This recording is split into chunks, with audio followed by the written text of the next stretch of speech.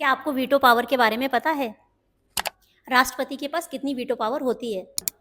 Veto एक legal power होती है जिसका मीनिंग होता है किसी भी प्रपोजल या फिर डिसीजन को रिजेक्ट करना। राष्ट्रपति की वीटो पावर समझने से पहले ये समझना होगा कि कानून कैसे बनते हैं।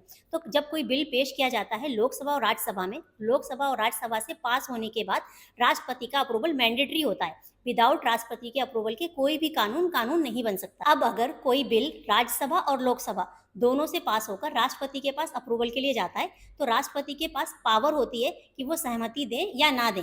अगर वो सहमति दे देते हैं तो वो कानून बन जाता है, और अगर वो सहमति रोक लेते हैं तो यहाँ पर उन्होंने अपनी वीटो पावर का यूज किया है। तो वीटो पावर राष्ट्रपति के पास 3 तरह की होती है। सबसे पहले एब्सोल्यूट वीटो पावर। अगर राष्ट्रपति के पास राज्यसभा और लोकसभा से पास होकर कोई बिल आया है और उन्होंने डायरेक्ट मना कर दिया अप्रूवल देने के लिए, अगर उन्होंने डायरेक्ट मना कर दिया तो उन्होंने अपनी एब्सोल्यूट वीटो पावर का यूज किया है। सेकंड होता है पॉकेट वीटो। पॉकेट वीटो में क्या होता है कि वो ना तो मना करते हैं ना हाँ करते हैं, बट वो एक इनडेफिनिट टाइम के लिए अपने पास उस बिल को विद होल्ड कर लेते हैं, तो वो कहलाता है पॉकेट वीटो। इसे जेबी वीटो भी कहते हैं।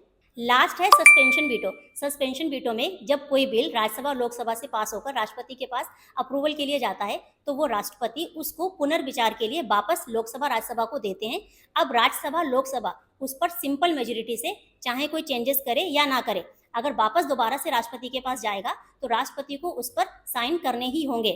बट ये सस्पेंशन वीटो मनी बिल और कॉन्स्टिट्यूशन अमेंडमेंट बिल पर लागू नहीं होता है। कॉन्स्टिट्यूशन के आर्टिकल 111 में वीटो पावर के बारे में इंफॉर्मेशन मिलती है। अब आप मुझे बताइए कि मनी बिल किस आर्टिकल में मेंशन है।